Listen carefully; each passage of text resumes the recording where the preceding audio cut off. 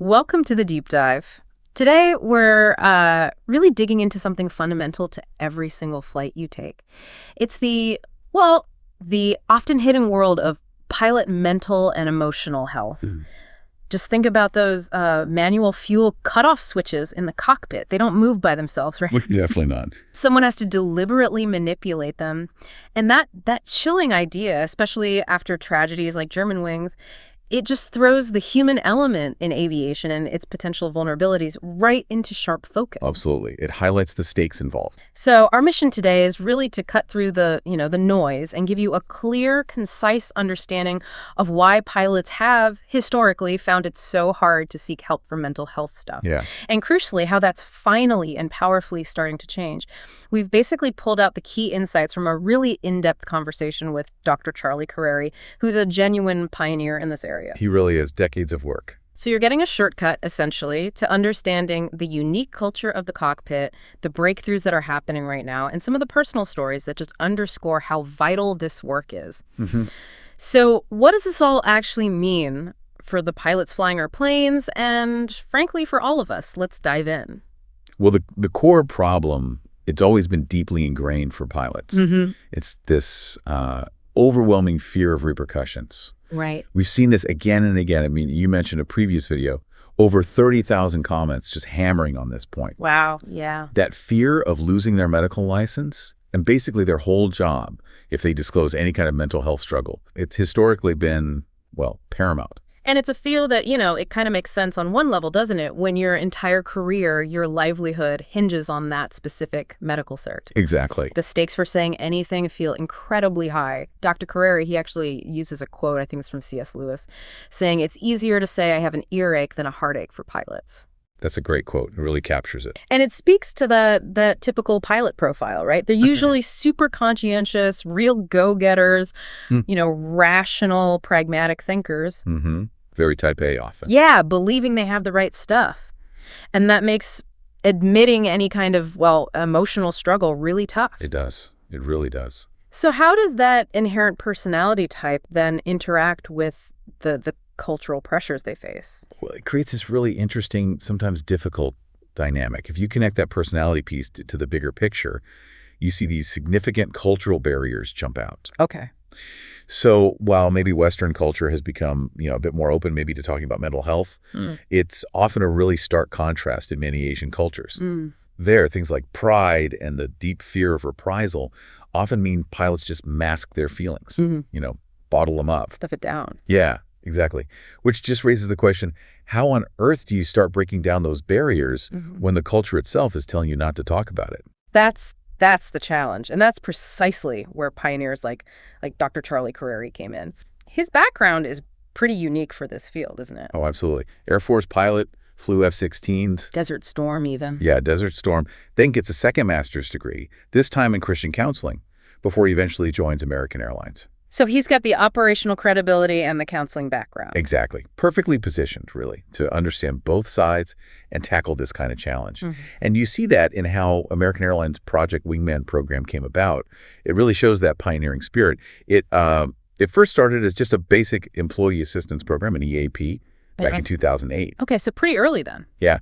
But within about 3 years, it became really clear that they needed something more dedicated. Yeah. A 247 hotline was frankly urgently needed because they were seeing what they called significant emotional mental health setbacks popping up among pilot groups. Right. The need was becoming visible. It was. So in June 2011, Project Wingman became that critical round-the-clock lifeline. And the name itself, Wingman, that's quite powerful, isn't it? It really is. It pulls directly from that Air Force idea, the Combat Wingman concept. Yeah. A peer comes alongside you, helps you navigate home safely. Exactly. It just perfectly captures that idea of empathy, of support, getting someone back to home plate safely. And like you said, it immediately brings that sense of camaraderie, not clinical judgment. Yeah, less intimidating maybe. Much less. And reducing that deep-seated stigma, that was job number one. They really went after it with what they called aggressive marketing and by, crucially, building genuine trust. How did they do that? The marketing part. Well, they made these really compelling videos showed them in human factors classes, so pilots had to see them. Ah, okay. Captive audience. Right. And they distributed magnets, over 25,000 magnets with 800 number on them over about 5 years. 25,000. Wow. That's a lot of magnets. It is. But the real insight wasn't just making the number available, it was making it omnipresent. On the pilot's fridge at home, talked about in training. Yeah. It normalized the whole idea of reaching out. So just seeing it all the time kind of chips away at the fear. Exactly. That relentless visibility. It subtly shifted mental health support from being this sort of secret helpline to just a visible, accepted part of their professional world. That's the power of making it constantly visible in a high-stigma environment. And one aspect that, well, it might surprise you, and it was apparently a huge breakthrough for them, is finding out that often it's actually not the pilot themselves who makes that first call. Right. That's key. We heard this really powerful story, an anecdote about a wife who called late one night. She used the magnet her husband had actually briefed her about. It just emphasizes how crucial family members can be in kicking off that help-seeking process. It really challenges that old view of the pilot being totally self-reliant, doesn't it? Totally. Forces you to look at their whole support system. Absolutely. And that realization that the spouse often holds the key, that was, well, a bit of a game changer for them. Yeah, I bet. It forced them to think beyond just reaching the pilot directly and to consider that whole network. And it also underlined that this couldn't just be a grassroots thing. It needed serious company backing. Right, resources. Big time. Yeah. American Airlines, they invested pretty substantial resources. They even put a full-time master's level pilot right there at the flight academy. Wow, embedded. Yeah, and they fostered really strong collaboration with the union, too. Yeah. That joint effort, management and union together, that's what really builds what they call a culture of trust. It's essential for these programs to actually work. Allows for that comprehensive approach to support. Then, of course, came the Germanwings tragedy in 2015. Just a horrific incident. The first officer, suffering from depression, anxiety that he hadn't disclosed, intentionally crashed the plane, killed 142 people. And what's just bone-chilling is finding out he'd actually practiced the maneuver on a flight before that. Yeah, it's hard to even fathom. That tragedy, though, it was an undeniable catalyst. It really put peer support programs firmly on the map, especially for the FAA. Right. People had to pay attention then. They did. And crucially, the European equivalent of the FAA, EASA, they actually made peer support programs mandatory after 2015. Mandatory in Europe, but not here yet. Not yet mandatory in the U.S., no. But as Dr. Carreri observed, it feels like it's just a matter of time before the U.S. follows suit. Okay. And that ripple effect meant that Project Wingman and Delta's program, Delta Pan, they were suddenly getting a lot of attention as working models. Other airlines like Southwest with Project Lift, United with SRPSP, they started developing their own programs, often after talking directly with the American Airlines team.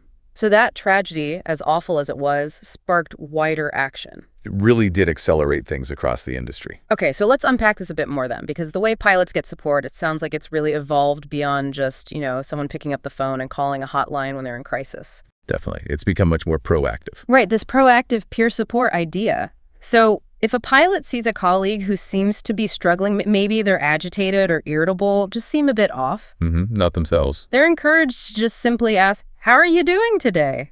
Like, just check in. Yeah. And if the situation seems like it warrants it, they can even call the hotline themselves and ask for a pew supporter to reach out to that individual. Exactly. It's not just waiting for the call to come in. It's about active, empathetic intervention, looking out for each other. And how effective is that? I mean, getting a sort of cold call from a peer supporter. Well, Dr. Carreri emphasized that those calls are often received surprisingly well. Really? Yeah, because the peer support volunteers, they're trained specifically not just to de-escalate if needed, but to build rapport really quickly. And that often leads to self-disclosure, getting things out in the open that might have otherwise stayed hidden. I can personally vouch for the power of just asking that simple question. Oh, yeah? Yeah, years ago, when I was an instructor pilot in the Navy, active duty, I was flying with a student, usually super sharp kid, but one morning, just something was off. He was distracted, wasn't picking up cues. We went flying, and he couldn't fly the plane, couldn't execute maneuvers he normally nailed. So kind of on a whim, I just turned to him in the cockpit and asked, "Hey, is everything okay?" And he just broke down, completely broke down. Turns out he'd been up all night because his father had attempted suicide. Oh, my gosh. Yeah. So we landed the airplane immediately, obviously. He got the time off he needed, got support for his family. But it all started with just asking, hey, how are you doing? That's the real power of compassionate peer intervention right there. Wow. That's a powerful story.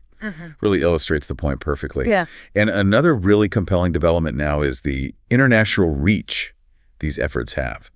This group, the International Pilot Peer Assist Coalition, IPAC, formed in 2018, and it's now this huge global coalition. They're making real strides getting Asian airlines on board, despite those cultural barriers we talked about earlier. Oh, interesting. So they're finding ways around those cultural norms. They are. JAL, Japan Airlines, their program is often cited as a big success story. It just shows that with the right approach, tailored maybe, even those deep-seated cultural norms can be navigated to prioritize well-being. That's encouraging. And it goes even further now, right? Targeting pilots when they're still students. Exactly. Hitting them at the earliest stages. Universities like University of North Dakota, Auburn, Purdue, they now have peer support programs specifically for their aviation students. So building it into the culture from the ground up. That's the idea. Teaching these future aviators that seeking mental health help is, well, normal.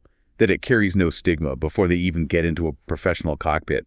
Change the culture for the next generation. Makes a lot of sense. And looking ahead, what about regulations and education? Are things moving there too? Big time. Dr. Carreri himself, he co-chaired the 2024 FAA Aviation Rulemaking Committee, the ARC, specifically on pilot mental health. Okay, so he's right in the thick of policy changes. Absolutely. And the FAA is actively changing protocols. They're trying to give pilots, let's say, more wiggle room to self-report things like anxiety, depression, PTSD, OCD. Without that immediate fear of repercussions. Right, without that automatic fear, unless they're actually on certain medications. Yeah. The AMEs, the aviation medical examiners, they now have new checklists to help facilitate this more understanding approach. That seems huge, just reducing that initial fear factor. It is. And to put that fear of being grounded into some real perspective, the actual numbers are tiny. How tiny? Okay, get this. Only 0.0008%. 0.0008%. Yeah. Of over 430,000 U.S. medicals issued are actually rejected for mental health reasons. Wow, that's incredibly rare. Incredibly rare. It just shows that grounding is far, far less common than the perception or the fear might suggest. And that's a critical message for pilots to hear and really internalize. Yeah, it really is striking, isn't it, that such a minuscule percentage drives such widespread fear. It's almost like a phantom threat. It really highlights how powerful perception and that historical stigma can be, even when the reality on the ground has shifted quite dramatically. And Dr. Carreri's own dissertation research, it specifically showed that comprehensive mental health education, it, quote, will reduce stigma and increase self-disclosure. So education is key, proactively informing pilots. Absolutely. And beyond that, those collaborative efforts we mentioned between airline management and the unions, they significantly reduce mental health distress among pilots. It's proven. So when they work together, it actually works better. Yes. We've seen this success repeated in joint training sessions they've done in the UK with the Toronto Police Force and the military at universities. When management and unions are genuinely unified in their approach, it creates that truly trust-filled environment. And that's just a win-win for everyone's well-being and ultimately for safety. So as we kind of wrap up this deep dive, it actually feels incredibly reassuring to hear just how far the aviation industry has come on this, addressing pilot mental health. It really does sound like things are going in the right direction. I think so. There's momentum. And that absolutely contributes to safer skies for everyone who flies. Definitely. Now, here's maybe a thought for you listening to carry with you. We've heard how a simple question like, hey, how are you doing today, can literally save a life or save a career in the super high-stakes world of aviation. So what simple questions could you maybe incorporate into your own life? How could you help foster a culture of support, of openness in your own community, maybe your workplace? How does this whole approach, destigmatizing the heartaches, how could that apply beyond the cockpit, just in your own corner of the world? Like a great question to ponder. And look, if you or someone you know does need help, especially in the aviation world, Dr. Carreri's Center for Aviation Mental Health, that's c4mah.com, is a really valuable resource. c4mh.com, okay. Yeah, and the phone number is 817-658-9290. And just for maybe further reflection or sources of hope, I'd personally recommend Man's Search for Meaning by Dr. Viktor Frankl. Oh, powerful book. Incredible book on finding hope through hardship. And also the Psalms from the Bible. They often offer a lot of comfort and real insight into navigating life's challenges. Great recommendations. Thank you for that. And thank you for this deep dive today. Really fascinating and honestly quite hopeful. My pleasure. Important topic.